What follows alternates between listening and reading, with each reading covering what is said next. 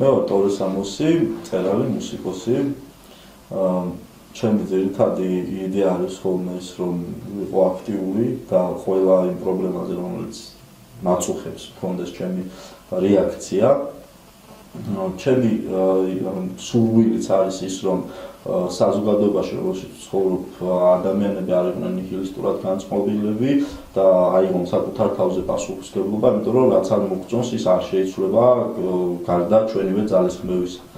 მე არ მაქვს ილუზია, რომ ოდესმე რაიმე ხელი ჩაერევა ჩვენს ცხოვრებაში და რამეს უკეთესობისკენ შეცვლის, ამიტომ მე ვთვლი, რომ თითოეული ჩვენგანი უნდა იყოს მოწოდებული იმისკენ, რომ პრობლემები, რომელიც აწუხებს, გადაიჭრას.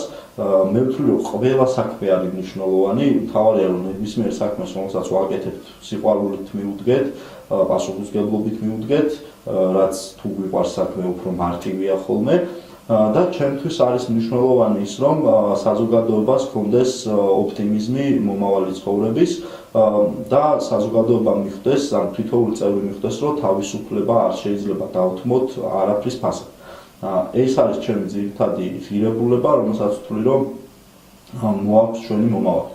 მეორე რაც ძალიან მაწუხებს და რაც ყოველთვის ვფიქრობ, ეს არის განათლება, იმიტომ რომ ვთვლი, რომ განათლება არის ის ფუნდამენტი, რომელზეც უნდა აიგოს ჩვენი ხვალინდელი ცხოვრება.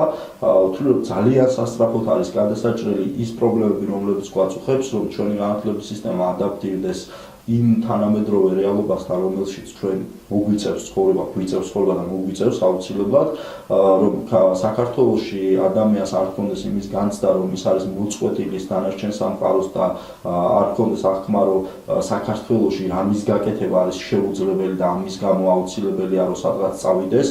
მე კიდევ განათლებასთან დაკავშირებული რაც არის, არ მინდა რომ იყოს ის სურათი, რომელიც დღეს არის, რომ მარტო ერთ ცენტრში არის თავმოყრილი მეტნაკლებად კონკურენტუნარიანი განათლების მიცემი უნივერსიტეტები და რეგიონულ უნივერსიტეტებში ხდება კატასტროფა. მე ვთვლი, რომ მიგრაციული პროცესი, რომელიც რეგიონებიდან თბილისში განმოსახლებას და აი ამ ქალაქის ასე კატასტროფულად გაბევას განაპირობებს, არის ერთ-ერთი მიზეზი.